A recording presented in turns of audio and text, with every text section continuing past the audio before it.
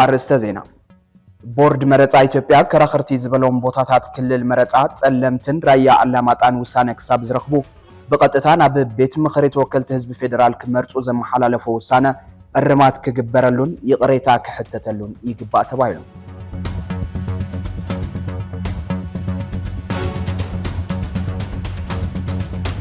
ውዕል ፕሪቶሪያ ኣብ ምትግባር ዝተርኣዩ መሰረታዊ ክፍተታት ኣብ ኢትዮጵያ ዝተርኣየ ሃዋህው ሰላም ኣብ ሓደጋ ከኣቱ ይገብር ከም ዘሎ ፓን አፍሪካን አጀንዳ ኣብ ዘውፅኦ ጸብጻብ መላኺቱ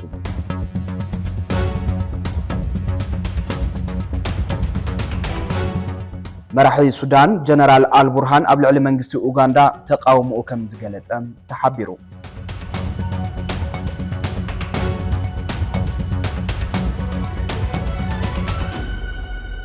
ሰላም ጣና ያበለይ ክቡራት ተከታተልትና ካብ ቲቢኤስ ቲቪ ዝፍኖ ዜና ብራኸ ለሙውን ከም ወትሩ እዋናዊ ሓበሬታታት ሒዙ ቀሪብሎም ንሎሚ ለካቲት 16 2018 ዓመተ ምህረት ድማ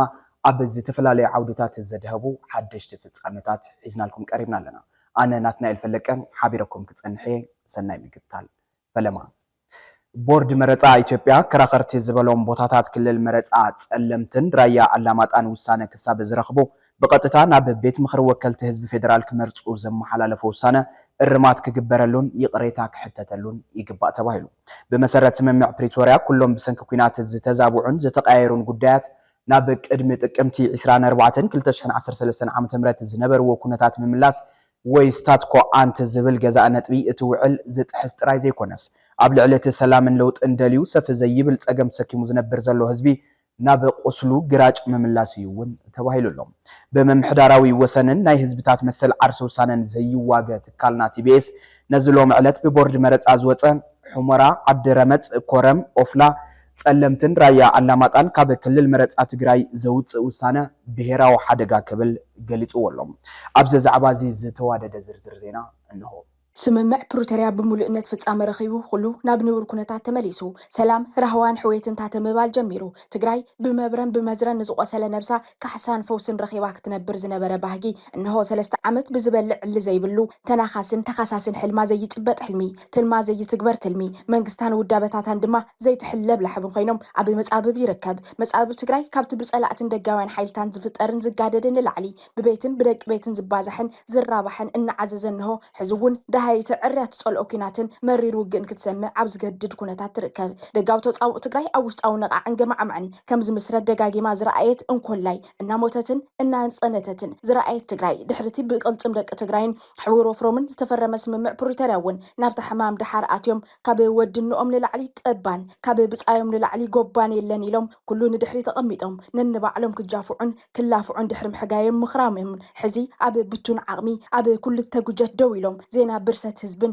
ورسات مريتن كرئي تجديدهم اللو كم تبئس مس حاوز تبع سجوانا يأمنون زبل سفي حتى تنا ما يترف مساين تزيكون كأنصار إخازبل زمرة بوليتيكا وفلسفنا قدفوا زبل وتوتانا ما يترف مرحت تجري كاب سجوان كابشوان كسبت تملسوا تجري تسأن حكم زبل تدقاقامي مرجت إنا ما يترف 3/4 أسوي عز أو برس أنا بو تجري وحج نبعاتنا نبعه كي تبع أسكم الدم رحنايلو أنت لمن يتسمعن أنت بنبعدك أجمت هدا دقيقة عتيقة إنها تمهللت لميناتو من إسيت عار أمه مواز أو فتقرنا يلوغو مهورة فلالاي بالكومن عرافي لوغو حجن باباسن قزيتوغو حاوان تزيد فأخو مويتر كبل لخيلو بعالتاو تقهد تسندحو 3 عمت ملو استنحنح مريحنا تجري خيدو عقم هزبو بتينو تسفى هزبو بنينو كل المساخو تجري عدد بلعك خنا أقفتينو إنه هبزلو معلت تسمع زلو جود كنبت صحتا جديدنا انت خنا أبزو خنا وانن كنتن أيد لي كان بفلاي دماغن مفراس كازد الحيلن تلو أيت بأسن مودا كاز حقو سحيلن تلو أيت قوانتن متفاخا علام أزجبر حيلن تلو أيت فخاخرن بوليتيكاون وتادراون مرحت تجريجن إذا دقاقي مم جيرمغو مقالسو ألو كسابت تمثل بسجا أسب تمشيتو نبعد خالي انت خيد بزقص حزقرم عدس أريس زبلو بتخالي قص دما جاقانو يتأخبولو زبلو كابي وطرن كاب ندرن زبقص مدم دم تاتات زلو متسمع زلو حدا قنيات زيناك سمع مقنيات كوينو لو تقراي قدم انتبل بسانك مرسا دحر انتبل دما بسر مرسا درات ايت خطخون استفردت كمثل مريت وررتن عندرلو انتلو هزبابتين دان أبي سدتن تدربين تلو تشريفان تقرميمان نمر آيات أقاميت كوينان تلا مرت أخذ كايد أبتقددلو زلا مدرخ كبار مريت تقراين هزبون نابي مأخل كتد ዝድምጽ ዝድንግግ ውሳነ መምሕልላፍ እቶም ነድሮምን ፈኸረኦምን እቶም ሓዎም ቀቲሎም ኣብዳስ ሓዎም ወዒሎም ዘይጉድሳትን ዋጋ ህልኾምን ተኽኖምን ከም ዝኾነ ዝርድኡ ምዃኖም እርግጸኛ ምዃን ኣይከኣልን እቶም ውሳነን ተሞሶም ከይዶም ጓላን መሬት ትግራይን ክባር ዝባን ህዝባን ኣረኪሶም ፖለቲካ ክሰርሑ ዝደልዩ ሓይልታት ትግራይ ንጎኒ ገዲፍና መንግስቲ ፌደራል እዚ ከም ዝበለ ውሳነ መምሕልላፍ ዘለዎ ትርጉም ምርኣይ ንትግራይ ዝቐድም ክገብሮ ዝግባእ ነገር ኣብ ምእንፋት ሓጋዛይ ግደ ኣለዎ መንግስቲ ስለምንታይ ወረርቲ ካብ መሬትን ቤትን እማቶም ውፃእ ኣብይጎ ስለምንታይ ዕጡቃት ካብዚ ዓዶምን ግራቶምን ምብራር ኣብይጎ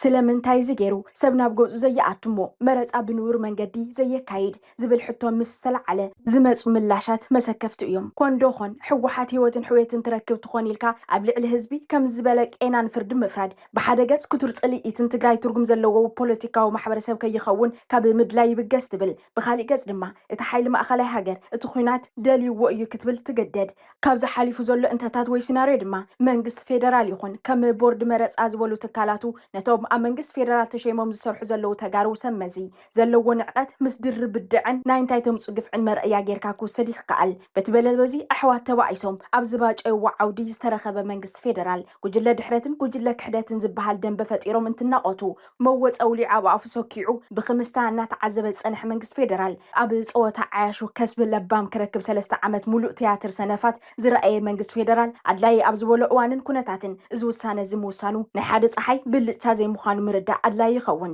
ሕዚ ነቲ ካብ መንግስት ፌደራል ዝተዋሃበ እዚ ውሳነ እዚ ክውሰን ምክንያት ዝኾነ መበገስ ይኹን ካብ ውድብ ሕወሓት ዝወሃብ ናይ ኣበልና ኩምንዶ ግብረ መልሲ ወፃኢ እንታይ ዕድል ኣለዎ ኢልካ ምሕሳብ ታሪኻዊ ሓላፍነት ፖለቲካዊ ውዳበታት ሲቪክ ማሕበራትን ትካላት ሃይማኖትን ቢዝነስን ሚድያ ምሁራትን ጸለውቲ ወገናትን እዩ እዞም ኣካላት እዚኦም ነታ ዝባን ትግራይ ብምቕላሉ ግርማ ትግራይ ብምቕንጣጡ ናይ ምድርዳር ዓቕሚ ህዝቢ ትግራይ ብምጉታሙ ምክንያት ተወሰነት ውሳነ ካብ ዋጭ ገለል ኢሎም ብምሕሳብ መአረምታ ክግበረላ ይቕሬታ ክሕተተላን ስራሕ ኣብ ዝሰርሕሉ መድረኽ ኣለና ትማሊ ብማዓረ ሰነድ ኣብ ብር ሸለቆን ጦላይን ዝተሰልጠኑ ሕዝን ውግእ ይዳለው ዘለዎ ኣካላት ኣብ ዕፃ ህዝቢ ትግራይን ላዕላዊ መሬቱን ብሓደ ይኹን ብኻሊእ መንገዲ ብሕታውነት ዝወሰኑሉ ኣፍ ደገ ተዓፅዩ ኩሎም ሓይልታት ትግራይ ተደማጻይ ልሳን ክህልዎም ኣብ ኣድላይነት ውዳበን ምፍጣር ናይ ብሄርተኛታት ደንበን ክሰርሑ ይግባእ ንብል እንተ ሕሉፍ 3 ዓመታትን ውሳነ ዝዕለትን ርኢኻ ግን ኣምባገሮያ ዓያሹስ መለበ መዓራቂ ዝብል ምስላ ወለዲ የዘኻኽር ሰላም ንትግራይ ካብ ክልል መረፃ ትግራይ ወፂኦም ብኻልእ መገዲ መረፃ ከካይዱ ዝተወሰነሎም ክልላት መረፃ ንጊዜያዊ ምምሕዳር ትግራይ ሓዊሱ ብርክት ዝበሉ ፖለቲካዊ ሓይልታት ትግራይን ደለይቲ ዘይተሸራረፈት ትግራይን ይንፀገሎም መንግስት ፌደራል ኣብ ጉዳይ ትግራይ ዘለዎ ሓደገኛ ቅዋም ዝረድእ እዩ ዝተባሃለሉ እዚ መግለፂ ኣብ ትግራይ ለውጥ ደልዩ ቃለስ ኣብ ልዕሊ ዝነበረ ብርክት ዝበለ ዓቕሚ ትግራይ እውን ጥልመት ዝመለሰ ምዃኑ ይወፁ ካብ ዘለው መግለፅታት ምርዳእ ተኻይሎም ብሰንኪ ወንበራዊ ንሕንሕ መራሕቲ ሕወሓት ዝጎደለ ዓቕምን ዝቐለለ ዝባንን ዓቕሚ ምድርዳር ትግራይ ፎኪሱ ህዝቢ ኣብ ሓደጋ ምስ ወደቐ ግዳማውያን ሓይልታት ድሌት ልቦም ይፍፀም ከም ዘሎ በዚ ድማ ህዝቢ ትግራይ ዝዓድዮ ጣጣ ይወልድ ከም ዘሎ ኣብ ነፍሲ ወከፍ ሓተታና እናገለፅና ምምፃና ዝከር እዩ ገሊኦም ሓይልታት ነቲ ዝተመሓላለፈ ውሳነ ዝሃብዎ ይፋዊ መግለፂ ከም ዝስዕብ ወዲብና ንምቕራብ ፈቲና ኣለና ነዚ ሎም ዕለት ብቦርድ መረፃ ኢትዮጵያ ኣቢሉ ዝወፅእ ሓበሬታ ስዒቡ ብርክት ዝበሉ ፖለቲካዊ ሓይልታት ንግዜያዊ ምምሕዳር ትግራይ ሓዊሱ ድማ ብርክት ዝበሉ መንግስታዊ ውዳበታት ምርኢቶኦም ሓሳቦም ይህቡ ኣለው ናይ መብዛሕትኦም ሓሳብን ርኢቶን ጥማር መግለፂ ተቃውሞ እዩ ዋናው መግለፂ ግዜያዊ ምምሕዳር ትግራይ ህዝቢ ትግራይ ምስ ካልኦት ጭቁን ህዝብታት ኮይኑ ዘካየዶ መሪር ተጋድሎን ብዝኸፈሎ ክቡር መስዋዕትን ንኩሎም ህዝብታት ብማዕረ ዘገልግል ሕገ መንግስትን ሓድሽ ፌደራላዊ ዲሞክራሲያዊ ስርዓትን ክተክል ዝገበረ ህዝቢ ምዃኑ ብምግላፅ ዝጅምር እዚ ብመሪር ቃልሲ ደቂ ህዝቢ ዝተተኸለ ሕገ መንግስትን ፌደራላዊ ዲሞክራሲያዊ ስርዓትን ብምጥሓስ ዝተፈፀመን ዝፍፀም ዘሎን ብቃላት ክግለጽ ዝጸግም ግፍዕን ጽንተትን ከይኣክል ሕዚ ድማ ብቁሉዕ ሕገ መንግስትን ስምምዕ ፕሪቶሪያል ብምጥሓስ ሕገ መንግስታዊ ወሰን ትግራይ ኣብ ሓደጋ ዘውድቕ ውሳነ ተመሓላሊፉ ኣሎ ክብል ነቲ ብቦርድ መረፃ ኢትዮጵያ ዝወፀ ብውሳነ ቤት ምክሪ ፌደሬሽን ኢትዮጵያ ዝተመሓላለፈ ናይ ሎሚ ዜና ተቃውሞ ገሊጹ ኣሎ ግዜያዊ ምምሕዳር ትግራይ እዚ ድምፂ ህዝቢ ትግራይ ዘይብሉ ቤት ምክሪ ዘሕለፈ ውሳነ ብጽኑዕ እናኾነነ እዚ ሓደገኛ ውሳነ ዘስዕቦ ዙርያ መለሽ መዘዝ ኣብ ግምት እትዩ ብኣግኡ ክእርሞን ዳግመ ግምት ክገብረሉን ብጽኑዕ ይሓትት ክብል ሓፂር መግለፂ ብምውፃእ ተቃውሞ ገሊጹ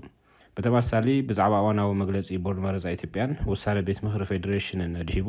ካብ ውድብ ወለዶ ትግራይ ዝተዋሃበ መግለፂ ኣሎ መግለፂ ብትሕዝቶ ምስቲ ናይ ግዜያዊ ምሕዳር ተመሳሳሊ እዩ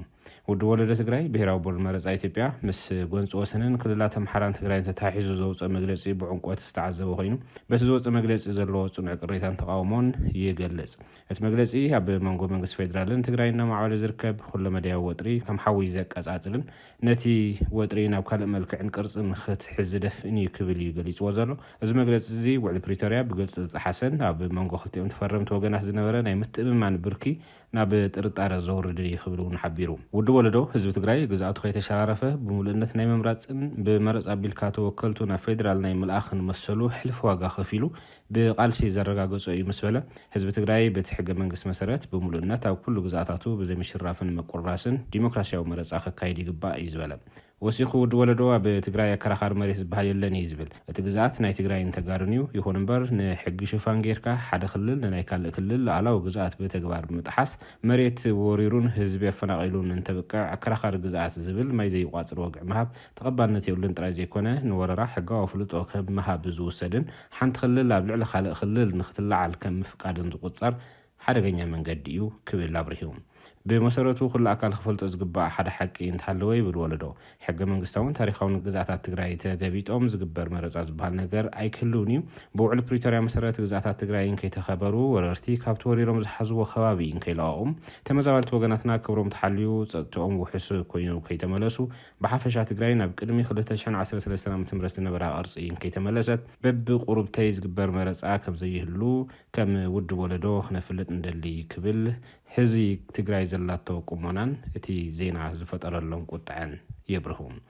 مرزا بورد إثيوبيا بوغنو كاب كم زعانة بوليتيكاو شفق زلوم زعواتات عرسو بمقلال تأمان الناس أنا قدلتنيان كوينو بات حق منقستاو مسرحن مسارات كسرح يتحساسب زبالة ولدو بيت مخرف فيدريشن زوصر وسانا قنا كمود ولدو تقراي زين قبلو مخنا نفلت إزبالا وسيخود ولدو توسانا حزب تقراي ياب زي توكلولون زي تحاوسلون استوسانا كلهم تسفاتات وعلى بريتوريا زي سألمت حقرنا ناوكال زورح مسمس زأتون انصار حق منقستنا عن سلزغونا الفيدريشن داقماين كريون ريو كم محيشون وجب ولدو تقراي بصنع التحساسي برلو كابز وصعقن كمود ولدو تقراي قزاتات قراريسو تمزابلتي وغناتا بكين داودي قوم زكايد ناي قرصا مرصا كم زي الساتف كنفلت نفتو يزبلم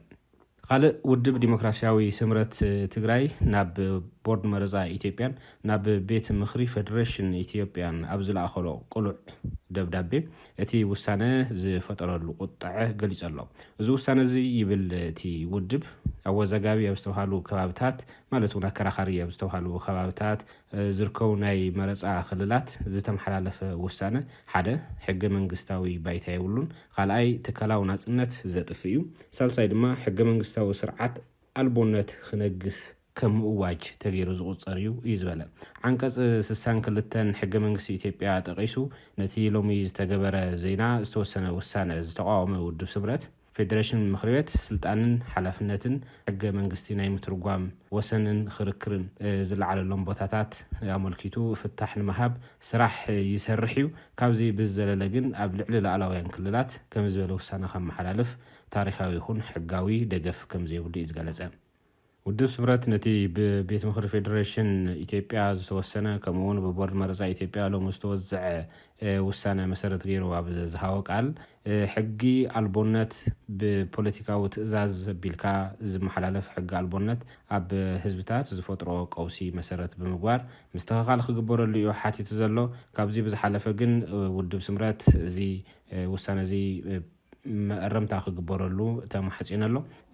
ከም ውድብ ሕግን ሕጋዊ ስርዓትን ንምጽናዕን ንምትካልን ኣብ ዝግበር ሰፊሕ ናይ ቃልሲ መድረኽ ዝግብኦን ዝኽእሎን ከም ዝገብር ኣብቲ ዘውፅኦ ይፋዊ ደብዳቤ እላው ገይረሎ ካልእ ምስዚ ናይ ሎሚ ተመሓላሊፉ ዘሎ ውሳነን ዝተወዝዐ ዜናን መሰረት ብምግባር ብመግለፂ ኣቢሉ ተቃውምኡ ዝገለጸ ትንሳኤ ውድብ ሰብዓ እንደርታ ዝተባሃለ ፖለቲካዊ ውድብ እዩ እዚ ፖለቲካዊ ውድብ እዚ እውን ብተመሳሳሊ እቲ ውሳነ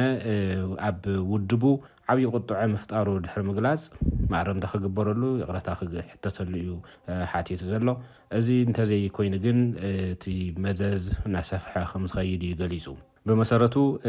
تتقيسن زلوا حمشت بوتاتات ናይ ትግራይ እምበር ናይ ካልእ ክልል ኣይኮናን ካብ ዝብል ብምብጋስዩ ተቃውምኡ ኣስሚዑ ዘሎ ብሓፈሻ ብርክት ዝበሉ ፖለቲካዊ ውድባት ፖለቲካዊ ሓይልታት ጽልዋ ፈጠርቲ ኣካላት ምሁራትን ልሂቃንን ኣብቲ ሎም መዓልቲ ዝተመሓላለፈ ውሳነ ቁጥዖም ናገለጹ ውዒሎም ኣለዉ ድምር ናይቶም ዝመሓላለፉ ዘለዉ ቁጥዓታትን እዚ ዜና እዚ ዝፈጠሮ ከቢድ ጽልዋን ኣብ ቀጽልቲ መደባትና እውን ናመሓላለፍናዮም ክንከይድና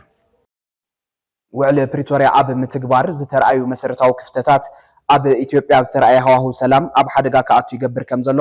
ፓን አፍሪካን አጀንዳ ኣብ ዘውፅኦ ጸብጻብ መለኺቱ ብዓለም ለኻዊ ትካል ፓን አፍሪካን አጀንዳ ዝተዳለወ ኣስታት 80 ገጻት ዝሓዘ ጸብጻብ ፈጻጽማ ውዕል ፕሪቶሪያ ድሂቡ ስራሕቲ ዝውግን ኮይኑ ፕሪቶሪያ ድሕሪ 3 ዓመት እናበይ ገጹ ብዝብል ርእስቲ ጸብጻብ ከም ዘሰናደ ሓላፊ ትካል ትግራዋይ ፕሮፌሰር መሓረ ታደለ ሓቢሩ እቲ ዝተነበረ ስምምዕነት ኣልታዊ ሰላም ከም ዝፈጠረ ተኽሲ ዶ ምባል ጥራይ ዘረጋገጸ እምበር ነዊሕ ጉዕዞ ከም ዘይኸደ ኣብቲ ዝወፀ ጸብጻብ ተመላኺቱሎም ካብ ተኽሲ ጠጠው ምባል ብተወሳኺ እቲ ውዕሊ ሕገ መንግስታዊ ስርዓት ናብ ንቡር ንምምላስ ዝተበደሉ ፍትሒ ኣብ ምርግጋጽ ዳግመ ህንጸትን ዘላቂ ዕርቂ ኣብ ምፍጣርን ተስፋ ዝተነበረሉ እኳ እንትኾነ እዚ ብምፍጻም ካብ ዝፍጠር ኣወንታዊ ሰላም ርሒቑ ሕዚ እቲ ስምምዕ ኣብ ሓደጋ ከም ዘሎ እቲ መጽናዕቲ ዕላው ገይሩ ብመሰረት እቲ መጽናዕቲ ውዕሊ ፕሪቶሪያ ዳርጋ ብኩሉ ኩርናዕ ኣብ ትግበርኡ ስርዓታዊ ውድቀት ኣጋጢሞ ከም ዘሎ ዝገለጸ ኮይኑ ኣብ ትግበርኡ ብፍላይ ኣብ ምክትታልን ምርግጋጽን ሕብረት ኣፍሪቃ ተነቃፋይ ምዃኑ ሓቢሩ እቲ ትካል ድኹምን ውጽኢት ዘይብሉን እውን ክብል እዩ ወቂሱ ዘሎ ብፍላይ ድማ ኣብ መንጎ ኢትዮጵያን ኤርትራን ብሰንኪ ሕቶ ቀይሕ ባሕሪ ዝፍጠር ዘሎ ዘባዊ ውጥረት ንውዕል ፕሪቶሪያ ናብ ሓደጋ ከየእትዎ ስግኣት ከም ዘሎ ኣብቲ መጽናዕቲ ገሊጹ እቲ ጸብጻብ ወሲኹ ዳግማይ ኩናት ከይልዓል ንምልኡነትን ኣተግባብራ ውዕል ፕሪቶሪያን ዓለማዊ ተወፋይነትን ልዑል ደረጃ ዲፕሎማስያዊ ጻዕርን ከም ዝሓትት እውን እቲ መጽናዕቲ ይገልጽ ውዕል ፕሪቶሪያ ብምኽንያት ህልኽን ርሑቕ ናይ ልዝብ ልቢ ተዋዓዓልትን ካብ ተኽሲ ጠጠው ምባል ወጻኢ ዘፈጸሞ ነገር ዘይምህላው ጥራይ ዘይኮነስ እታ ተኽሲ ጠጠው ምባል እውን ሕዚ ጓል ቤይዛኖ ኮይና ከም ዘላ ይግለጽ ኣሎ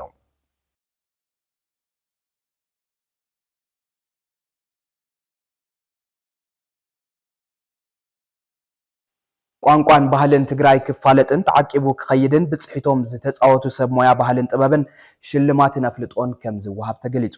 እዚ ዝተገለጸ ማሕበር ባህል ትግራይ ባህልን ኪነ ጥበብን ንሕውየት ማሕበረሰብ ብዝብል ቴማ ንዝተዳለወ መድረኽ ኣፍልጦ መልኪቱ ንመራኸብቲ ማዕኸናት ኣብ ዝሃቦ መግለጺ እዩ ኣብቲ ዝካየድ መድረኽ ኣፍልጦም ብስራሕቲ ሙዚቃ ድርሰት መጻሕፍቲ ፊልሚ ቅርጻ ቅርጽን ስእልን ጽልዋን ዝፈጠሩ ሰብ ኪነት ትኹረት ዝገበረ ከም ዝኾነ ኣብቲ ዝተዋሃበ ፕረስ ዕላው ኮይኑ ተወሰኸለና راديو دراما دهينا بزي بلو بركي بتحلمو راديو دراما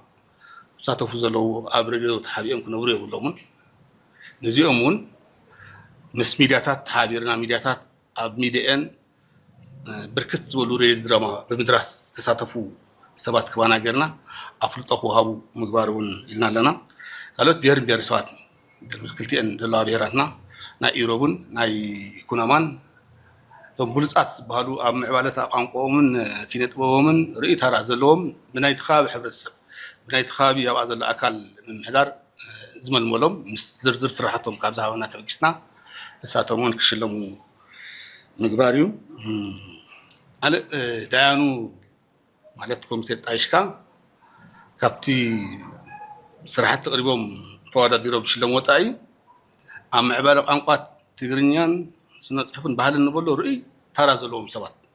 ሓደ 10 ዝኾኑ ብርክት ዝበለ ኮሚቴ ዳሊኻ መልሚሉ 10 ሰብ ከቅርቦን እዚኦምን ይቀንልና ባህሉ በኻል መልክዑ ይቀንልና ዝበሃሉ ተፈላለዩ ሰባት ኩሉ ነፍቲ ናይ ጥበብ ስራሕ እዚ ውድድር ብጻዕዊት ዝኾን ብሰናይ ድሌት ናይ ተዋዳሪ ድረኻብ ኣባና ዋላ ሽክት ሓደ ምሽክት ክልተ ሽክት ክልተ ንብሎ ዘለና እቲ ተዋዳዳራይ بسناي فقادو نخوار در تدالي ودرك عادة وهذا دراي كابز حلفت في اليوم عود حنت ودر حنت سرح راح يغرب اب زمناو خوادر دري خديو بحنت سرح اما غته خوادر خلي بحنت سرح اب هلاون خوادر خلي اب زمناو 3 4 10 درف سلازلو 10 يقربوا يخدني ولا مصحفتون كما تاز امن الله سرح بحنتي خوادر تقبر إذا نعيسرا معلت أكل أب كل الميدياتات بمجواح طاوعي تكبر أب كل الميدياتنا نعيسرا معلت أكل ኣረክቡና ይዝብል ፃውዒት ክግበር እዩ ይረና ክፍትዩ ካብ ዝረክቦ መሰረት ካብ ናይ ዝሓለፈ ተመክሮ ወሲድና ብክልተ ዓይነት ዳኝነት እዩ ብኮሚቴ ኣሎ ዩኒቨርሲታትና ድማ ኣብ ዝሓለፈ ምሽክት ክልተ ዩኒቨርሲቲ መቐለ ጠቕላላ ዳኝነት ጾረልና እዩ ደጋጊመ በዝጋጣሚ ከመስግኖ ይደሊ ኣብ ናይ ሎሚ ኣዳሊና ዘለና መድረኽ እውን ኩለን 4 ዩኒቨርሲታት ተሳተፋሉ እቲ ናይ ውድድር ዳኝነት ስርዓት ክካየድ እዩ በዚ መሰረት ጉንበት ጀመርናዮ ምድላው ሽክት ቁጥር 2 ኣብ ጉንበት ወርሒ ክንዛዝም ኢልና ተበጊስና ኣለና ዝህዚ ጀሚርናዮ ዘለና መደብ በብክልተ ዓመቱ ክካየድ ንሓስቦ እዩ ዳርጋዚ ሕቅሚ ፈጢርናስ ኣፍተን ክልተ ዓመታት ውሽጢ ፅቡቅ ስራሕቲ ዝፈጥሩ ዝሰርሑ ሰብ ሞያ እናተባብዓና ለይ ንኸድታ ኣለዎ ልብል ነገር ስለዝሓዝና ከም ዕላማና ጌርና ዝሓዝናዮ እሱ እዩ ካልኣይ ቱ ተዳኺሙ ዝፀንሐ ነገር እውን እንደገና ክለዓዓል ምእንቲ ክንገብር እዩ ተላዒልና ዘለና እሞ ኣብዚ መንግስታውን ዘይመንግስታውን ኣካላት ከምኡ እውን ውልቀ ሰብ ሃፍቲ ማለት እዩ ሃፋትም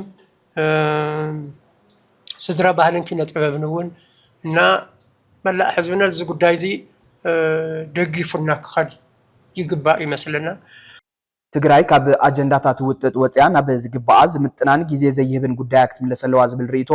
ኣብ ዝተፈላለዩ መድረኻት ብተደጋጋሚ ይግለጽ ሕዚ እውን ቀንዲ ብሄራዊ ዋኒን ህዝቢ ትግራይ ተመዛበልቲ ብውሑስ መገዲ ክምለሱ ምግባርን ግዝኣታዊ ሓድነት ህዝቢ ትግራይ ምርግጋፅን ክኸውን ይግባእ ዝብል ርእይቶ ብሄራውያን ብምኽንያት ፖለቲከኛታት ንየነዘን እቲ ዝዓበየ ኣጀንዳ ክኸውን ኣይከኣለን ኣይኮነን ተፈላሊኻን ስምና ተሸላለምካን ሓቢርካን ሰሚርካን እውን ክዕወት ዝኸብድ ዕዮ ገዛዛ ብሄር ኩሉ ትግራዋይ ልሂቕ መልሲ ኩራን ነድርን ናብ መሰረታዊ ሕቶታት ዓዱ ከቐንዕ ፃውዒትን ምሕፀንታን ይቐርበሎም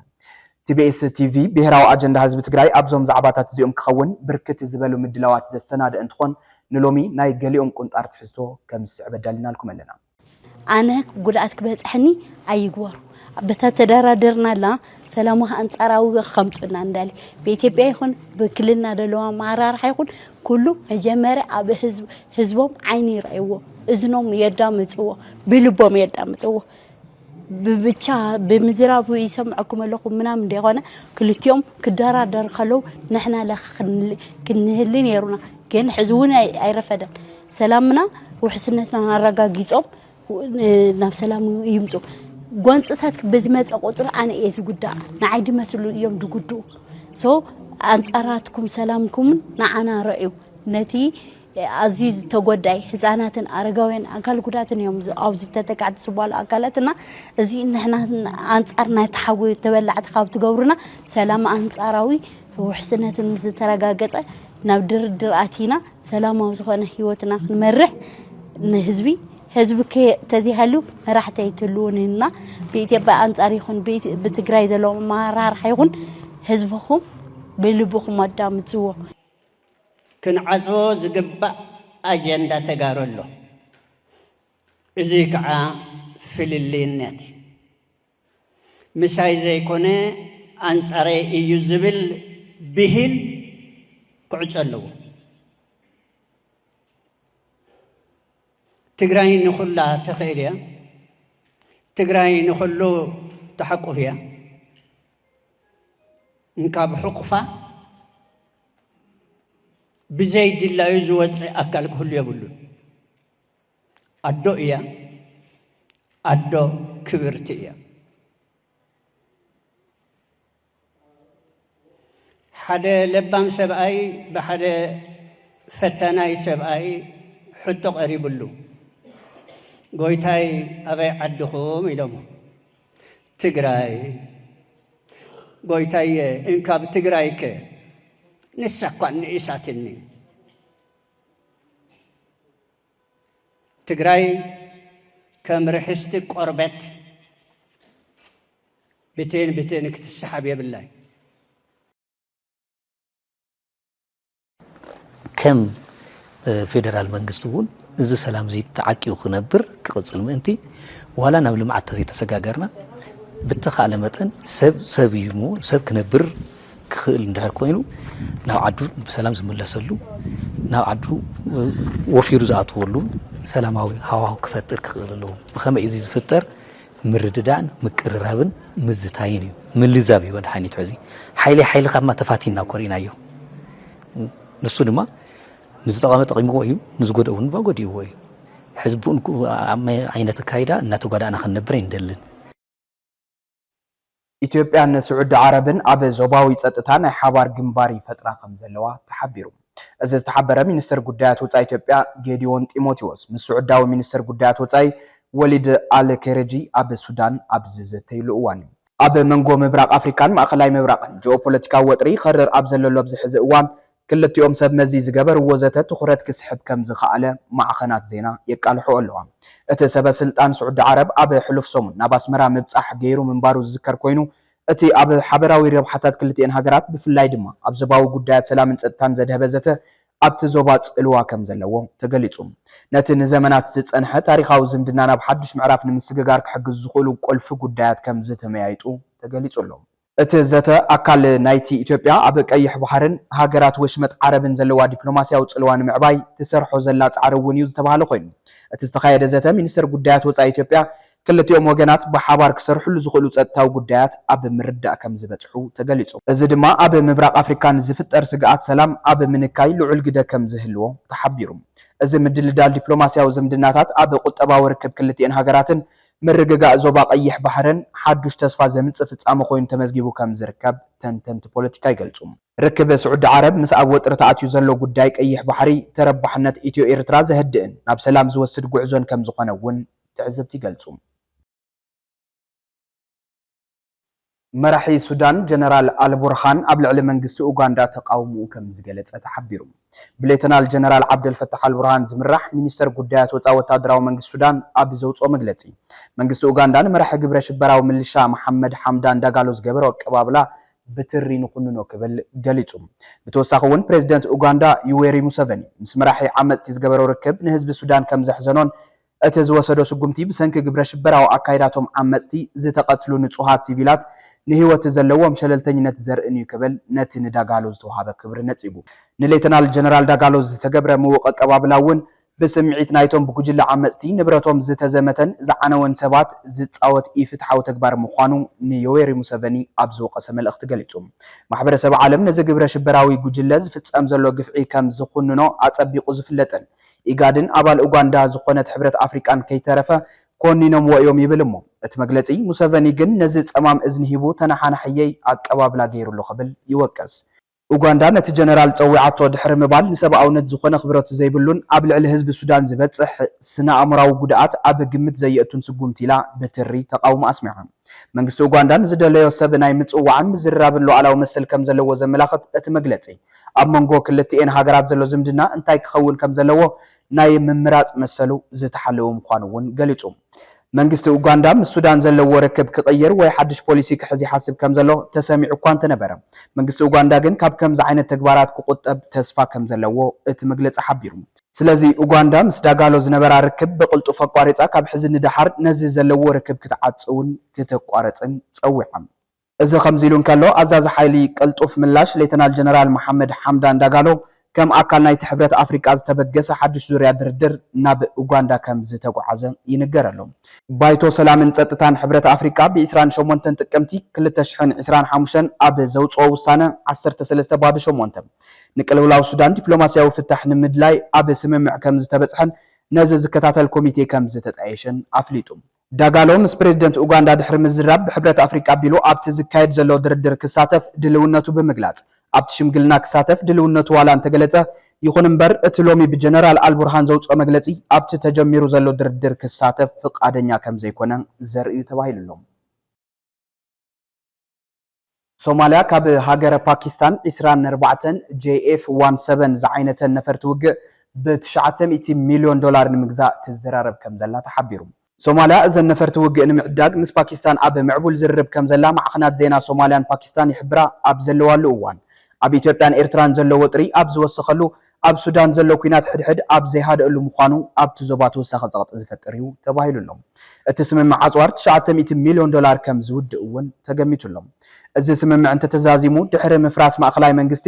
ኣብ 1991 ዝዓበየ ዕድጊት ምክልኻል ሞቃዲሾ ክኸውን እዩ እቲ ዝርርብ ኣብ መጀመርታዊ ወርሒ ለካቲት ብኮማንደር ማሕሙድ ሼኽ ዓሊ ዝምራሕ ልኡኽ ሓይሊ ኣየር ሶማል ናብ ኢስላምባድ ብምኻድ ዝተጀመረ ምዃኑ እውን ተሓቢሩ እቲ ዑደት ሞቃዲሾ ድሕሪ ናይ 10ታት ዓመታት ግጭትን ጽግዕተኝነትን ኣብ ካልኦት ሃገራት ሓይሊ ኣየራ ዳግማይ ንምህናጽን ክለ ኣየር ዳግማይ ንምቁጽጻርን ዘለዋ ናይ ቆራጽነት ምልክት እዩ ተባሂሉ ሓደ በዓል ስልጣን ሚኒስትሪ ምክልኻል ሶማልያ ንማዕኸናት ዜና ኣብ ዝሃቦ መግለጺ እቲ ዕድጊት ናይ ሶማል ክለ ኣየር ኣብ ትሕቲ ቁጽጽር ሶማላውያን ባዕሎም ንምእታው ዝግበር ጻዕሪ ዘንጸባርቕ እዩ ኢሉ እቲ ስምምዕ ኣካል ናይቲ ሃገር ትገብሮ ዘላ ሰፊሕ ትካላዊ ዳግመ ውደባ ምዃኑ እውን እቲ ሰብ መዚ ሶማልያ ወሲኹ ገሊጹ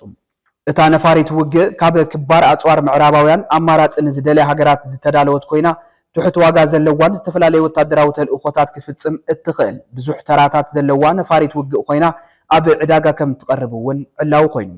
እታ ነፋሪት ውግእ ጀት ናብ ማይናማር ናይጀርያን ኣዘርባይጃንን ከም ዝተሸጠትን ካልኦት ሃገራት ኤስያን ማእኸላይ ምብራቕን እውን ነታ ጀት ክገዝኣ ድሌት ከም ዘለወን ይግለጸሎም እቲ ኣስታት $900 ሚልዮን ዝግመት ዋጋ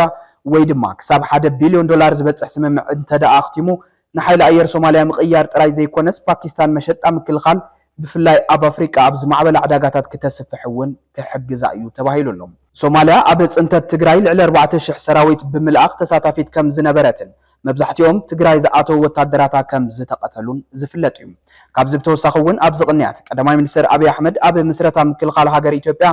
ካብ ጫፍ ሶማልያ ክሳብ ጫፍ ገምገም ባሕሪ ኤርትራ ሰላም ዘስፍንን ምርግጋእ ዘምጽእን ዓቕሚ ዘለዎ ሰራዊት ምህናጻ ምግላጹ መዘራረብ ዛዕባ ኮይኑሎ ኣብ መወዳእታ ዜና ቲቢኤስ ቲቪ ስሩዕ ፈነወ ካብ ዝጀመረሉ እዋን ፈሊሙ በብወርሑ ፍሉይ ናይ ትኹረት ኣንፈትና ነፀረ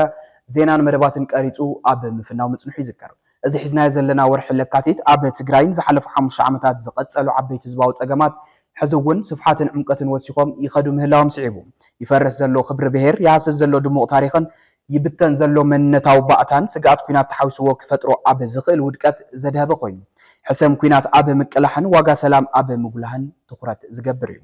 بقندو أب الهيكان البوليتيكياتن اتعدز الرئيس اللو التقنتات تقارنوتاتن ربحها حزب حزوم زخدو جونتاتن كإرمو بزب الكادما أب متقطع كبر بهيرن حلوة منتن تقرأت كيرنا كنسرح يقبان بل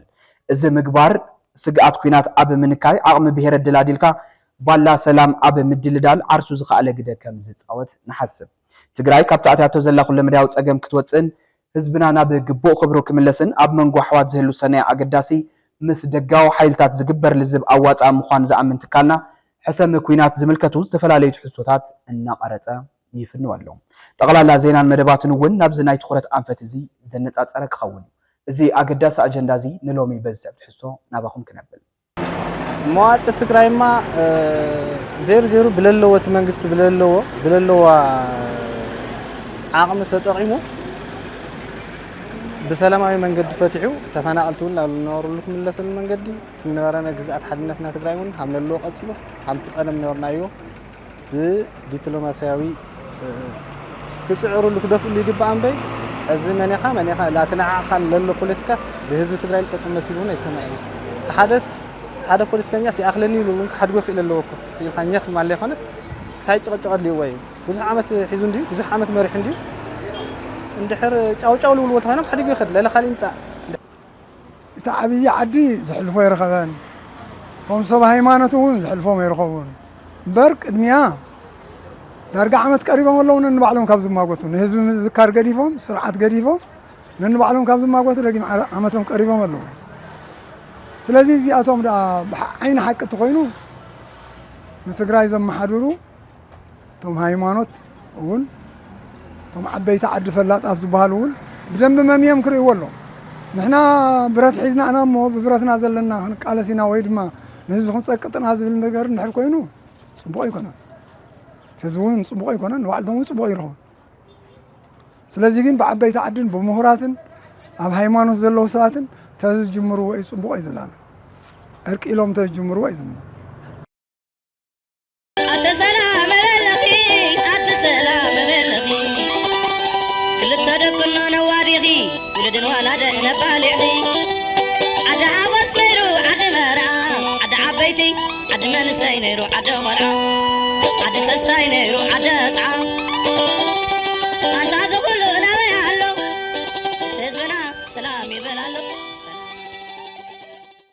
كبراتن كبرانن نلومي زدالنا يوم زيناتات أبز خنبيتنا لنا مثل زيناتات ساعات حبيركم تنحخونات نايل فلك أنيرا حزر ما مزترفوا من دلوات تبعي تلفزيون سنايت أنحيت قوانا لكم منا سلام